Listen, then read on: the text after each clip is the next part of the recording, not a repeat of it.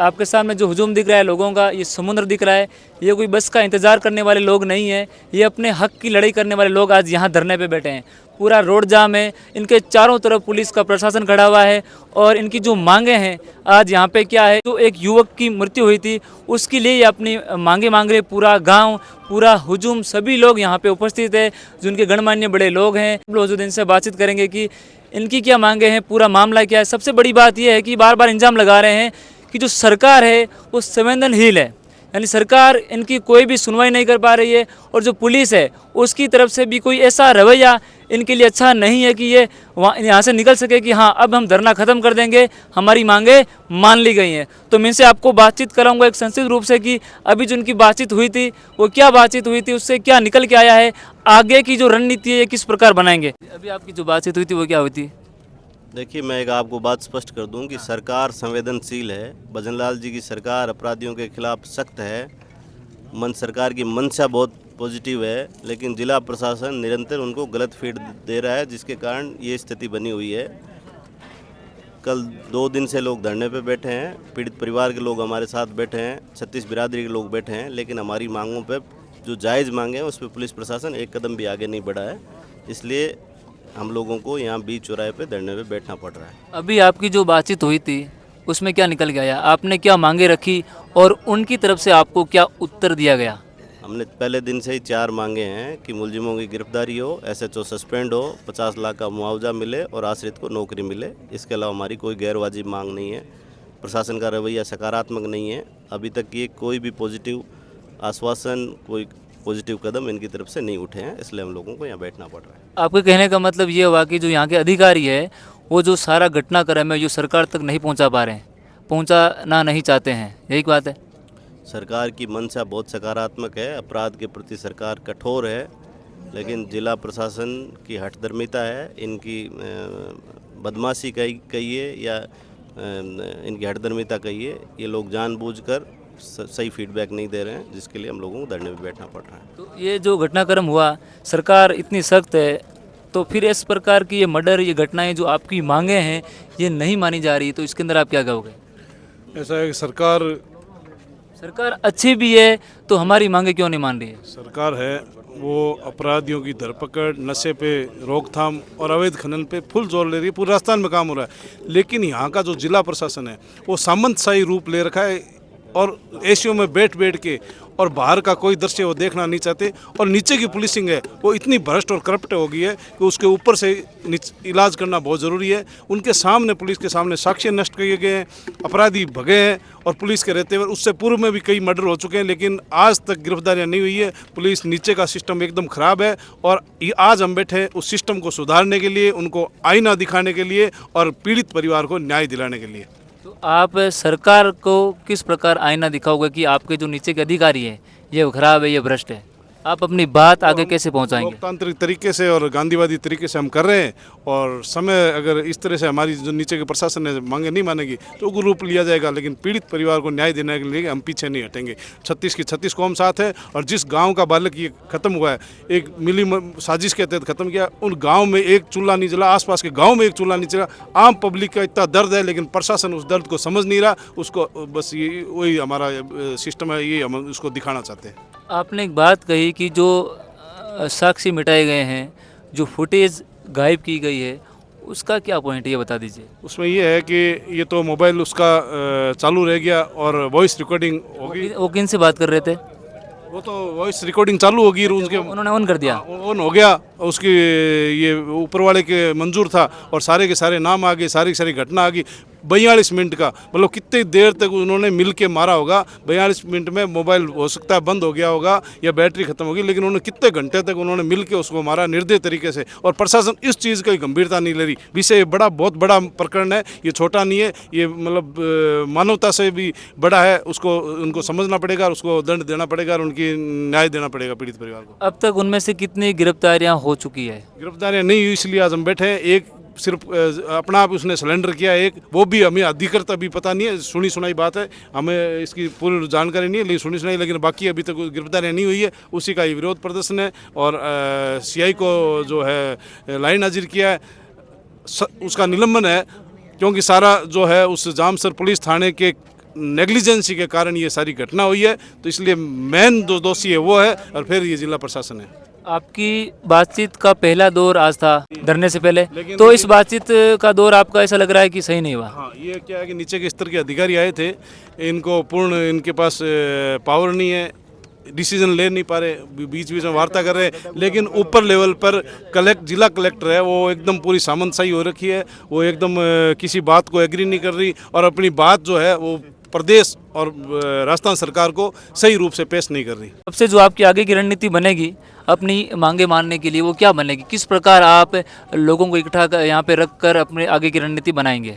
आपके सामने है, राजस्थान सरकार, भजनलाल सरकार ये चाहती है कि अपराधियों के अंदर डर बैठे। अपराधियों के आपने देखा होगा कि राजस्थान सरकार आने के बाद में उनके आशियाने तक तोड़े जा रहे हैं। लेकिन दुर्भाग्यवश मुझे कहना पड़ रहा है कि यहाँ पर ऐसे पुलिस अधिकारी, एसपी महोदया, ऐसे जिलाधीश, जिला कलेक्टर महोदया बिठा दिए गए हैं जो कि राजस्थान सरकार की जो वास्तविकता में जिले के अंदर जो घटनाएं हो रही है, जो संबंध है, वो आगे प्रस्तुत नहीं कर पा रहे।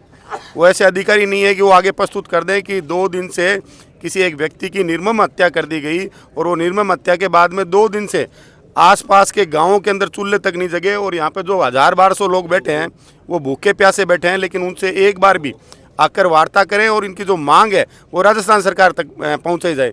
4 मांगे, वो भी ऐसी कोई मांग नहीं है जो कि कभी आज तक मानी नहीं गई है या ऐसी हठधर्मी हमारी मांगे हो। हमने कहा आश्रित जो व्यक्ति जो मारा गया है उस व्यक्ति के आश्रितों को संविदा पे नौकरी दी जाए। मैं कह रहा हूँ पूरे राजस्थान में इस प्रशासन को मैं सैकड़ों नज़ीरें बता सकता हूँ, सैकड़ों, जिसमें वास्तविकता में जो परिवार है उसके आश्रितों को संविदा पे नौकरी दी गई है। हम कह रहे हैं इसको आर्थिक मुआवजा दिया जाए। जो एक युवा 30 साल का युवा एक्सपायर हो गया, उसको मार दिया गया, उसके छोटे छोटे बच्चे हैं, उसके माता पिता हैं, उसके भाई है, एक मजदूर व्यक्ति था, उसके घर पे कमाने वाला पीछे कोई नहीं है। हम आर्थिक मुआवजे की मांग कर रहे हैं, पहले देती ही है प्रशासन। प्रत्येक जिले में कहीं पर कोई घटना हुई है तो देते ही है, हमने कोई नई मांग नहीं रखी है। हम कह रहे हैं कि जो थानाधिकारी है 1 महीने में 3 मर्डर किया, मतलब वहाँ पे मर्डर होते हैं, एसएचओ साहब को डीजी से बात करके तुरंत प्रभाव से निलंबन किया जाए। इन्होंने लाइन हाजिर करके ही तीसरी कर ली। हम कह रहे हैं डीजी से अनुशंसा करें, एसपी महोदय उनसे परमिशन ले और उसको निलंबन करें, लेकिन अभी तक नहीं कर रहे हैं उनका। 3 मर्डर हो गए अभी आपने बोला, तो अभी तक वो बात सरकार तक नहीं पहुंची। फिर इस प्रकार मर्डर होते रहेंगे, फिर सरकार अगर अच्छी है तो फिर इन 3 मर्डर का क्यों नहीं ले रही है? हम यही तो कहना चाह रहे हैं, सरकार के जो यहाँ पर प्रशासनिक अधिकारी बिठाए गए हैं वो सरकार तक अपनी इस जिले में जो घट रहा है उसको आगे प्रस्तुत नहीं कर रहे हैं। वो सरकार की साख को जानबूझकर बट्टा लगाने के लिए बैठे हैं। हम सरकार के खुद प्रतिनिधि हैं, हम सरकार के नुमाइंदे हैं, लेकिन सरकार तक प्रशासनिक अधिकारियों द्वारा बात नहीं पहुंचाई जा रही। क्यों नहीं पहुंचाई जा रही, ये आप एसपी महोदय से पूछो, कलेक्टर महोदय से पूछो कि जो तपती धूप के अंदर, तपती सड़कों के अंदर, बारिश के अंदर 2 दिन से जो लोग बैठे हैं, एक व्यक्ति की हत्या हो जाती है 3 बजे सुबह और एसपी महोदय 8 बजे मौके पे पहुंचती है, एफएसएल टीम पहुंचती है, लेकिन रात्रि 8 बजे तक उस जो हत्या हुई, वो जो व्यक्ति की डेड बॉडी पड़ी थी, उसके लिए कोई फ्रीजर की व्यवस्था नहीं की, उसके लिए कोई बर्फ़ की व्यवस्था नहीं की। हम सब लोगों ने मिलकर एक सामाजिक संस्था से फ्रीजर मंगवाया। ये प्रशासन तो जानबूझकर साक्ष्य है उनको खुर्द-बुर्द करना चाहता था ताकि बॉडी गल जाए और जो साक्ष्य है मारपीट के वो मिट जाए। हम इनकी मंशा कभी भी पूरे नहीं होने देंगे। और अगर अभी भी 2-3 दौर की वार्ता हुई, लेकिन वो अभी भी वार्ता में किसी भी एक बिंदु पर सहमति नहीं प्रकट कर रहे हैं। अभी तक हमारा शांति प्रिय है। 36 कौम के लोग बैठे हैं। जो अपराधी हैं उनकी कभी भी कोई जाति नहीं होती, उनका कभी भी कोई समाज नहीं होता, वो सिर्फ और सिर्फ अपराधी हैं। 36 कौम के लोग एक जाजम पर बैठे हैं और सब लोग सामूहिक निर्णय करके अभी शांति प्रिय आंदोलन है। ये हमारा महापड़ाव जो कल गाँव में था, सुबह मोर्चरी में था, अब आज इस मुख्य सड़क पर बीकानेर की जो नेशनल हाईवे से लगती सड़क है उसके ऊपर है। ये महापड़ाव हम नहीं हटेंगे, हम डेड बॉडी नहीं उठाएंगे। हम इन कलेक्टर और एसपी महोदय को कहना चाहते हैं तुरंत प्रभाव से हमारी मांगें मान लें, अन्यथा पूरा सर्व समाज इकट्ठा होकर अभी तुरंत प्रभाव से निर्णय लेगा और कल बीकानेर के प्रत्येक पूरे बीकानेर में एक सभी व्यापारिक संगठनों से, सब सामाजिक संगठनों से समर्थन लेकर बीकानेर बंद करवाएंगे। आपसे मेरा अंतिम सवाल रहेगा कि जो भी आपकी वार्ता हुई थी अधिकारियों से, जो आपने 4 मुख्य मांगे रखी है, उनमें से वो कौन कौन सी मानने को तैयार है, या फिर वो मिनिमम बोले कि हम इतनी ही मान लेंगे, आप यहाँ से उठ जाइए, कुछ नहीं बोला ये आधे घंटे 1 घंटे की वार्ता में? वो जो प्रतिनिधि मंडल गया था, जिला प्रशासन और पुलिस प्रशासन से जो प्रतिनिधि मंडल आया था, वो सिर्फ और सिर्फ ये देख रहा है कि जो ये लोग बैठे हैं ये किसी स्कूल के बच्चे हैं और स्कूल का बच्चे का जैसे कोई अपराध मतलब छोटी मोटी स्कूल में घटना कर दे तो उसको 3 दिन के लिए नोटिस देकर स्कूल से निकाला जाता है। वैसे उन्होंने इस थानेदार को लाइन हाजिर करके खुशी मतलब ये कह रहे हैं कार्यकर्ता ये खुश हो जाएंगे और हमने आपकी मांग मान ली। हम दूध पीते बच्चे नहीं हैं, हमने ऐसे कई आंदोलन किए हैं और इस जो पीड़ित परिवार उसको न्याय दिला कर रहेंगे। उस थानाधिकारी का हम निलंबन करेंगे। निलंबन चाहते हैं, आश्रितों को नौकरी चाहते हैं, लेकिन प्रशासन जो आया हुआ है वो बार बार एक सुई रख ली और उसके इर्द गिर्द घूम रहा है, किसी भी मांग को मानने के लिए तैयार नहीं है। कभी कह रहा है हम कॉन्ट्रैक्टर ठेकेदार को कह के आपको नौकरी लगवा देते हैं। क्या इतने गणमान्य लोग बैठे हैं, ये कोई भी एक व्यक्ति ठेकेदार को नहीं जानता? हम बीकानेर के लगभग सारे ठेकेदारों को जानते हैं, वो नौकरी तो हम खुद लगवा सकते हैं। हम चाहते हैं संविदा के ऊपर नौकरी मिले। लाइन हाजिर एक बच्चे की तरह सजा दे दी, लाइन हाजिर, और कल लगवा देंगे उसको। अभी जानकारी मिली वो ऐसे तो वहीं पे बैठा है अभी भी। हम चाहते हैं डीजी महोदय से बात करके उसका तुरंत प्रभाव से निलंबन किया जाए। हम चाहते हैं आश्रितों को परिवार चलाने के लिए मुआवजा दिया जाए। आपसे मेरा ये सवाल रहेगा कि जो आंदोलन है वो आपका जो हड़ताल है आगे किस प्रकार चलेगी, अभी आपका क्या फैसला बना है? तमाम मेरे वरिष्ठ साथी बैठे हैं और 2 दिन से संघर्षशील है और जीरो स्थिति ये है सरकार के भरोसे, आदरणीय मोहनलाल जी के भरोसे। हम भाजपा पर विश्वास करते हैं, हम स्थानीय हमारे नेताओं पर विश्वास करते हैं, लेकिन स्थितियां बिल्कुल विपरीत चली जा रही हैं। पुलिस प्रशासन, जिला प्रशासन शायद या शायद इस सरकार को बदनाम करना चाहता है। अब स्थितियां ये बन चुकी है कि हम कल से यहाँ पर बैठे हैं, एसडीएम साहब आते हैं, कभी कोई आता, कभी कोई आता है, कोई पुलिस का आला अधिकारी आता है, केवल मीठियाँ गोलियाँ चुना रहा है। लेकिन अब ये स्थितियाँ आ चुकी, कहीं ऐसा ना हो, कहीं ऐसा ना। बिल्कुल कभी कभी क्या होता है कि युवा लोगों को क्रूरता भी अपनानी पड़ती है। हम नहीं चाहते, कतई नहीं चाहते। हमारे सीनियर ने हमें मना किया हुआ है, हम किसी भी नागरिक को नुकसान नहीं पहुंचाएंगे। यदि अब बहुत समय बीत गया और 24 घंटे लास्ट है, उसका अंतिम संस्कार तो जो हमारा साथी चला गया उसका होगा।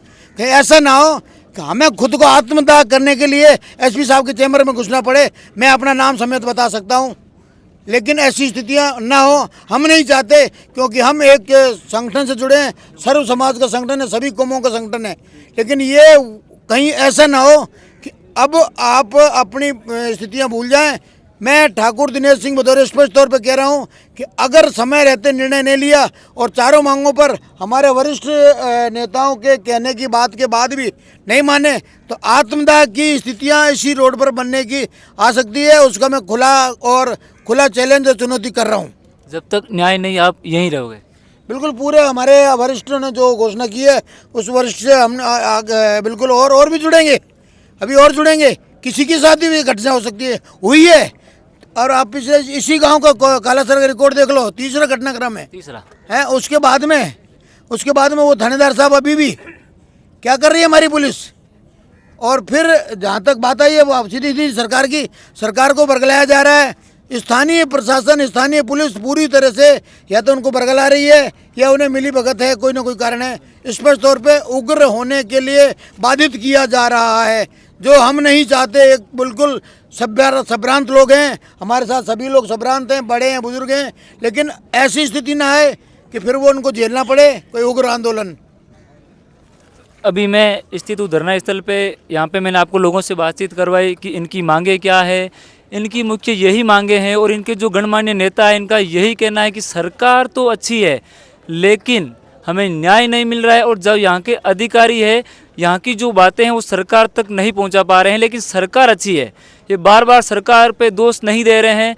यहाँ पे बीकानेर ज़िले के जो अधिकारी इन पे दोष दे रहे हैं। और तीसरा मर्डर केस है, फिर भी यहाँ पे इन पे इनको न्याय नहीं मिल रहा है। इनका मेन कहना यही, जो 4 मांगे हैं वो भी नहीं मानी गई है और यहीं बैठे रहेंगे। और इनका यह भी कहना है कि हम शांतिपूर्ण यहाँ बैठे रहेंगे, किसी पे कोई अत्याचार नहीं करेंगे, अपने शांति से इस आंदोलन को चलाएंगे। और भी युवा लोग, गांव के बुजुर्ग लोग इस आंदोलन में जुड़ेंगे और इनका सपोर्ट करेंगे। तो इस युवक को न्याय मिलना चाहिए। अगर आप भी चाहते हो तो इनकी जो बातें हैं जो सरकार तक नहीं पहुंच पा रही है, इस वीडियो के माध्यम से, हमारे न्यूज़ के माध्यम से आप शेयर कीजिए ताकि इनकी बातें सरकार तक पहुंचे और जल्दी से युवा को न्याय मिले। और जितने इस गांव के लोग हैं, परिवार के लोग हैं, सब दुख है, क्योंकि जो गया है वो तो वापस आ नहीं सकता, लेकिन जो इसके पीछे रह गए हैं उनके लिए ज़रूर न्याय मिले।